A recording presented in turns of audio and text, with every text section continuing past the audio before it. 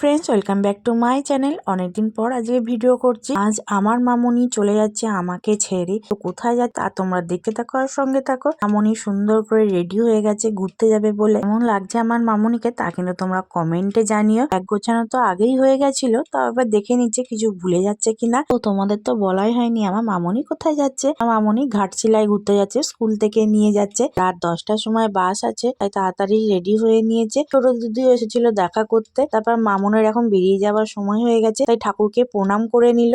এখন বাড়ির সামনে টোটোটাও চলে এসেছে।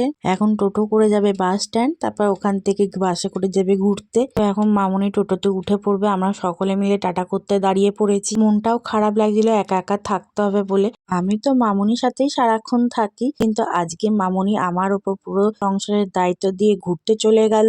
এখন তো রাত হয়ে গেছে। আজকের মতন ভিডিওটি এত পর্যন্ত। কালকে যা যা করবো তোমাদের সাথে শেয়ার করবো। আজকের মতন টাটা।